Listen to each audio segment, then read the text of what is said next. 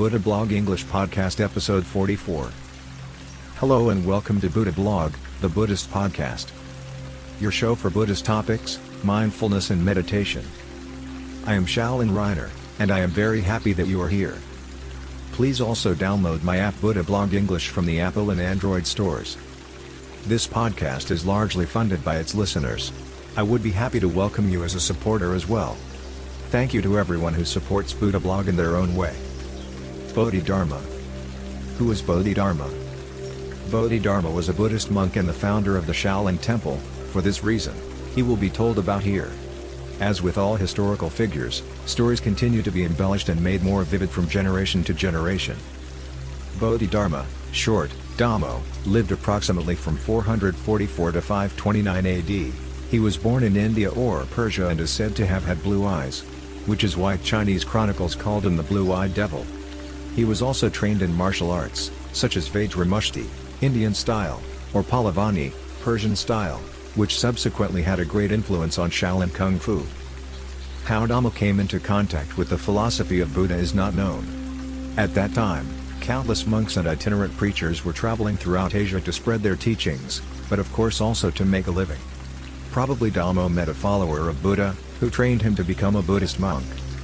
According to the understanding of that time, a monk had to live ascetic and abstemious, preach and wandering monk. Certainly, there were monasteries already at that time, but the majority of the various scholars did not find shelter in a temple. Thus, they had no choice but to earn their living by itinerant preaching. Dhammo, however, traveled much further than other Buddhist monks. He traveled across the Himalayas to China to the court of the Chinese Emperor Wuti. The latter led China into a golden age. Unimaginable wealth and sensational splendorous buildings made the imperial court the center of the world at that time. China, in Chinese, means the land of the middle. At the emperor's court, a tradition had developed whereby Indian monks spread the teachings of Buddha in a missionary manner. Itinerant preachers had become a kind of normality. Standing out from this crowd was guaranteed not to be easy, especially since the Chinese emperor was firmly anchored in Confucianism, and may have rejected Buddhist ideas. But Dhammo managed to reach the Emperor Wuti with his views. Here he seems to have succeeded in explaining to the emperor, who had distinguished himself by particularly much good, that the doing of good works does not necessarily entail salvation or even enlightenment. Who does positive things, because he expects advantages from it, achieves exactly the opposite. Do good and talk about it is said today.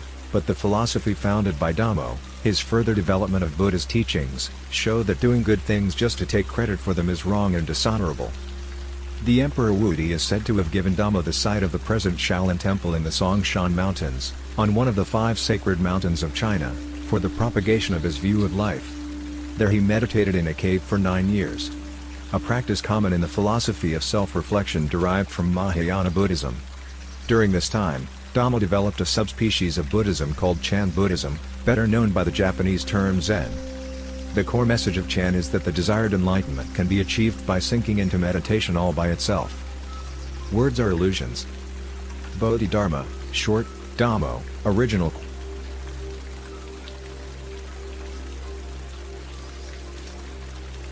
Diamond Sutra. The Venerable Buddha spoke. Newly interpreted by Shaolin-Rainer. The Diamond Sutra records dialogues of question and answer between the historical Buddha and one of his disciples, the Subhuti. This sutra can be compared to the Bible or the Quran in terms of its importance. Buddhist core sentences are formative in this work. Form is emptiness, emptiness is form is the central statement here. The authenticity of all words of the Diamond Sutra could not be confirmed beyond doubt until today. It can only be assumed who was the author, and whether the content was glossed or even instrumentalized. However, it is certain that the philosophy of the historical Buddha is passed on here, at least in the sense after. Translated, the title means something like the perfection of wisdom, which is so sharp that it can split even a diamond. The first time the Diamond Sutra was written down was in Tibet, about 600 years before Gutenberg printed the first Bible in Germany. After studying the Diamond Sutra, the seeker should no longer see only the surface, but look behind events, phenomena and people. How we perceive something is how it appears to us. But appearance is not always being. For people of modern times, the original text falls out of today's world, is written in a language of a bygone era, which seems antiquated and takes away the fun of reading. In its original version, not many interested people find access to the words and worldview of the historical Buddha. Therefore, I have taken the liberty of dressing the Buddha's words in modern sentences. Chapter I. The Venerable Buddha said, "Disciple, you must know that the meaning of my teachings is beyond thoughts and words." So what was the Buddha trying to tell his disciple? In my opinion, what is meant here is the self-energy that springs from words, thoughts, people or even things. A glass of water has hardly energy, a wave however already. Both is only H2O. Where is the logic here? How do the states behave among themselves? Some words spread like a wildfire, I have a dream, others fade away unheard in the room. Some thoughts change whole countries and regions, Marx, Das Kapital, others evaporate on the way to the bathroom. Some people have self-energy, for example Muhammad Ali, others cannot tie their own shoes. Even some things have their own energy, self-energy. For example, a special work of art like the Mona Lisa. Thousands of people want to see it, the picture next to it goes down completely. And if emptiness is form, and form is emptiness, what does that mean in our daily lives? What is the meaning beyond thoughts and words? The disciple's first question in the question and answer game with the teacher was, Exalted One, what is the best way to direct the mind? The Venerable Buddha spoke, Disciple, by overcoming suffering. One who overcomes suffering can attain nirvana. But no one can get beyond all suffering, suffering will always remain a part of human beings. But the way we deal with suffering can be changed. Good is not always good, and bad is not always bad. Depending on how we look at it, whether with serenity or in anger, the result of looking at the same thing can even change the thing itself completely. Emptiness is form, and form is emptiness. A gifted football coach said, like bottle empty.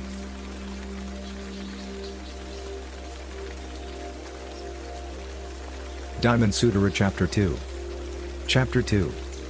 The Venerable Buddha said, from the world worshipper, will there be people in the future who will have real faith in your teachings just because they hear about them? Venerable Buddha said, hundreds of years from now, people will still enjoy my words. And some will also find enlightenment. To put trust only in words seems difficult at first, but faith and trust are good companions on the way to truth. Before me and after me, people will plant the good seed. Tens of thousands of Buddhas proclaimed and continue to proclaim the teaching of overcoming suffering. So what did the Buddha want to tell his disciple?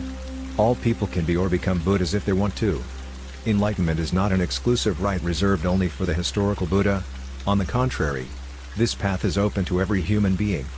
Even before the Buddha there were enlightened people, and after his passing there were and are others. In order to reach this desirable stage, a happy life without suffering, however, one must first give it a chance. What if the historical Buddha was telling the truth, if there really is a Buddha slumbering in all people? Give the philosophy 24 hours, try to live a whole day according to the teachings. What would you have to lose? No one will notice, just for yourself. Put real trust in the words of the sublime for 24 hours, try to make your thoughts free, not to judge and not to cling to anything, just once as a test, for one day.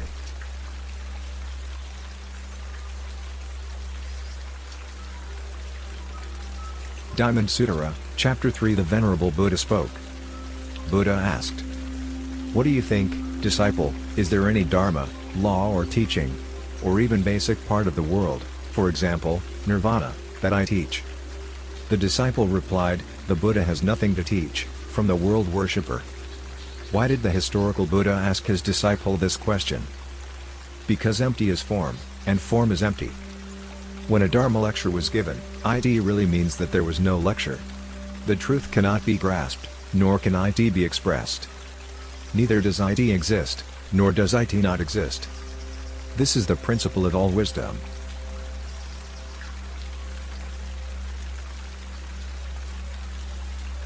The 108 Temples Tour or the Journey of the Chan Knights. 108 TT. Or the Journey of the Chan Knights. Sometimes I am a master, sometimes a disciple, it depends with whom I exchange my energy, said the wise monk. The 108 Temples Tour is to visit the 108 sacred Buddhist sites in Nepal, India, China, Tibet, Korea, Bhutan, Taiwan, Vietnam, Japan, and will end at Shaolin Temple, China. It traces the journey of the Buddhist teaching, from its foundation by the historical Buddha Siddhartha Gautama, to its expression in modern times, following both historical routes and dates, and contemporary development. Protagonists. Protagonists of the journey are Shi Hangzhuang, Tima Jun as well as Rainer D, Shaolin-Rainer, and other Chan followers. Tima Jun is a Korean meditation master who, following a dream, meditated for 7 years in the Shaolin Temple, China, striving for enlightenment. There he met Rainer D, who founded the Shaolin Temple Germany and also meditates himself. Shi Hangzhuang leads the Shaolin Temple Europe in Kaiserslautern as abbot. Today these disparate people are brothers in spirit and follow the teachings of Buddha and the teachings of his 28th patriarch, Bodhidharma, who is considered the founder of Chan, Zen, Buddhism. Why a 108 temple tour? The Buddhists Shi Hangzhuang, Tima Jun and Rainer D want to look at the work and teachings of the historical Buddha and his 28th successor, Bodhidharma, in a new light. They see this journey as a kind of Buddhist doctor, want to absorb the energy of the holy sites, meet wise masters on the journey, exchange and meditate with them, and then carry this energy back home with them. At each temple, the protagonists want to make 108 prostrations to honor Buddha. Locomotion. The participants of the 108 Temples tour will travel together by bus, tour bus. Start. The journey will start from the birthplace of Buddha, Kavalavatsu, in the foothills of the Himalayas, in present-day Nepal. Another important stop will be the Buddha tree under which Siddhartha once found his enlightenment. The tree stands on the banks of the Narayana River, near the village of Uruvela, now Bodh Gaya. Other possible stops on the trip. The 108 Temples tour will include Varanasi, first proclamation of Buddha's teachings, the first Sangha. The bamboo forest at Rajagrita, King Bimbisara gave Buddha a bamboo forest. The town of Shravetsi, Buddha taught there, today Jetavana Monastery, the place of Kushinagra near Lumbini, Buddha's place of death. The 8 stupas with Buddha's relics. Buddha's relics were distributed in 8 stupas in Rajagriha, Vaishali, Kapilavastu, Alakappa, Ramagrama, Pava, Kushinagar and Vathapita. After venerating the most important sites of the Buddha, the protagonists follow the life path of Bodhidharma. The birthplace of the monk, the temple where he became a monk and other important sites of his life in India will be visited. Furthermore, the protagonists will follow the journey of Bodhidharma to China, from India by ship to Guangdong, Canton, to the former imperial city of Nanking, to the Shaolin Temple, China. The climax and endpoint of the journey is the arrival at the Shaolin Temple, China, where Bodhidharma meditated for 9 years. In the cave of Bodhidharma, the protagonists will now make 1080 prostrations to absorb the special energy of the place.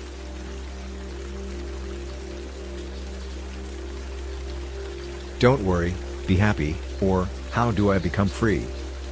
We all know the song, but do we know the message? Already when we hear the song we feel good. Our body starts to move, everyone I know this song puts a smile on their face. And the words of Buddha have the same effect on us. Without thinking, our mood changes, we become positive. What felt bad suddenly feels good. The facts and our counterpart have not changed, but our way of looking at things is different. This happens without thinking, it happens by itself. If the mother or the boss says, "Don't worry about it, relax. It will be alright," then we take new courage and suddenly everything is not so bad anymore. Buddha also said don't worry, be happy, but in a different context. We know the power of these words, but we don't use them for ourselves. So, why don't we use these words? Maybe once on a trial basis, just for a day? Of all the worries I had, most did not materialize. Sven Hedin, Swedish geographer, 1865 to 1952.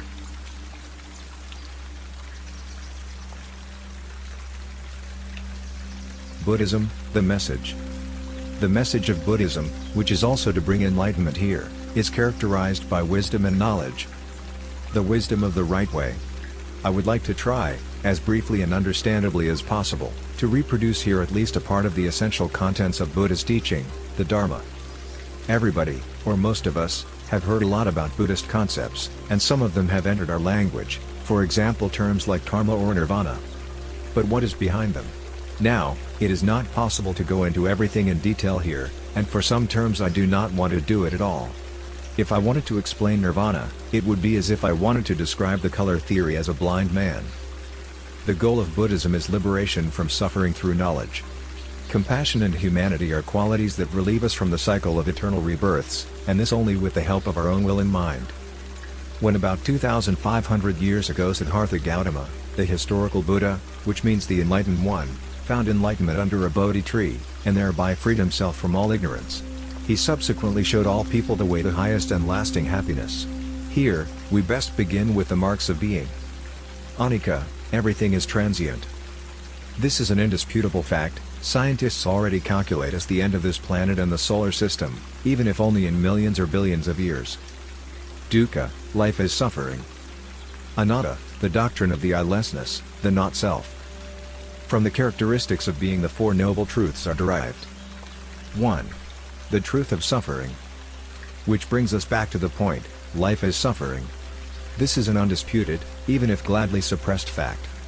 But just because we do not want to admit the uncomfortable, it is nevertheless true. The inescapable fate we face is birth, illness, old age and death. Being away from the people and things we love.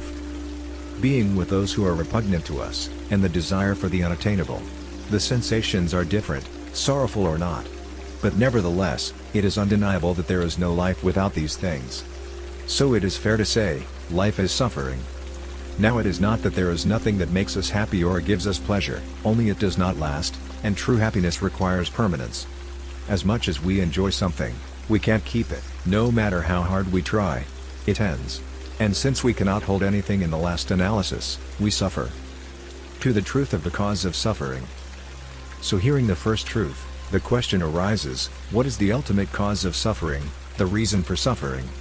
Well, the cause of suffering lies within ourselves, in our striving, our greed, our wanting, and our selfishness. The fact that we are constantly striving to achieve things that are unattainable for us after all. If we achieve our goals, it is often at the cost of causing suffering to others because we had to prevent them from achieving their goals. 3. The truth of overcoming suffering. The Buddha's answer is clear, yes, we can overcome suffering, and we can do so by overcoming our greed, desire, and wrong aspirations, by letting go, by becoming free of desires and abhorrence. Certainly not all desires are to be condemned, but one should always examine self-critically where these desires come from and what one wants to achieve with them.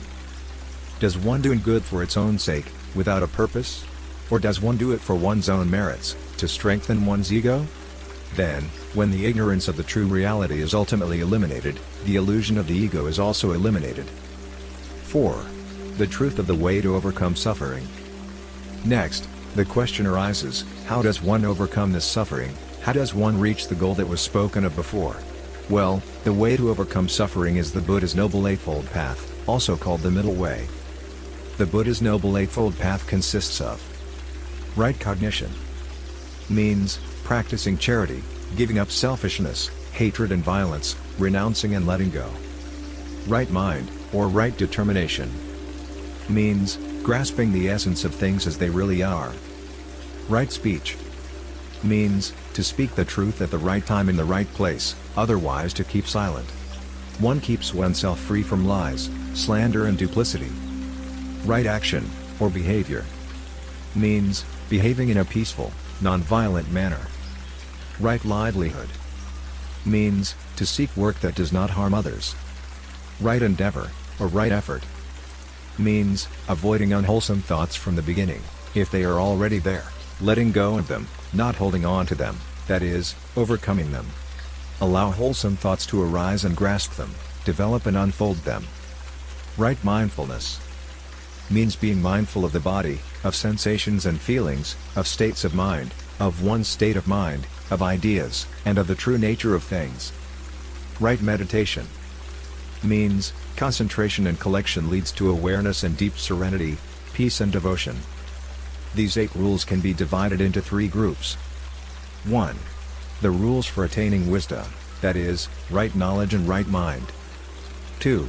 The rules for the attainment of morality, that is, right speech, right action, and right livelihood. 3. The rules for accomplishing the training of the mind, right effort, right mindfulness, and right meditation. To return to the point of right action, since it is here that the clear outward implementation becomes very apparent. Right action for a lay people means at least: do not kill, do not steal, not lying, not committing adultery and sexual debauchery, not to take intoxicating substances that dull the senses. By following these rules, one accumulates positive karma, among other things. In Buddhism, it is believed that everything is interdependent. This also applies to our rebirth. This follows the law of karma, which means action or working. This cosmic law, or overarching justice, cannot be escaped. How we are reborn is determined by our own actions. Through bad and wrong behavior we collect negative karma, which we have to work off. Through good and right behavior we collect positive karma, which can help us to liberate ourselves from the cycle of rebirths. So Buddhism teaches us self-responsibility. It shows us that we are solely responsible for what we do and what we don't do, and we can't blame anyone else for it. That we have to achieve things through our own strength and effort. Buddha shows us a path, but we have to walk it ourselves. In this way, Buddhism can convey values that can hardly be found elsewhere, and with its message it can reach people who have otherwise already become deaf to many messages. It helps to heal what our society is suffering from. And this brings us to the Shaolin monks, because Shaolin allows the Buddha's teachings to be put into practice. By uniting Chan, or Zen, Buddhism and the martial arts, a millennia-old philosophy and truth will be taught here in the future in a way that makes it possible to reach people who would otherwise find it very difficult or impossible to open their eyes to such messages. In this regard, Shaolin Temple has a special responsibility, since Zen Buddhism was founded in Shaolin Temple by Bodhidharma, the 28th Patriarch of Buddhism, and the first Patriarch of Zen. So Chan Buddhism not only has its roots there, it also spread from Shaolin Monastery to the rest of the world. Nowhere else can you find this direction of Buddhism as pure as in the Shaolin Temple. Zen or Chan means immersion, right meditation. This is what Zen Buddhism is best known for in Europe. The Buddhist Zen, which influences the martial arts, shows, as probably no other philosophy in its contents, the true spirit of Buddhism. Considering its origin, this is not surprising. It is the tradition in which the Shaolin Temple stands, and which it conveys in the best form. This transmission of high values and ideals is what makes Shaolin. Finally, I should mention that Shaolin now has more than 1,500 years of history behind it. Thanks to the initiative of its abbot, the Venerable Grand Master Shi Yongtsin, the commitment of the monks, this tradition will continue for centuries, not only in China, but all over the world. This is certainly also a living contribution to international understanding. True to the Buddha's verse, avoidance of all evil, generation of all good, purification of the mind. This is the Buddha's constant striving. Speech of Shi Hangzhuang, today abbot of Shaolin Temple Kaiserslautern, at the opening of Shaolin Temple Germany in Berlin, in 2001. A guest contribution by Shi Hangzhuang.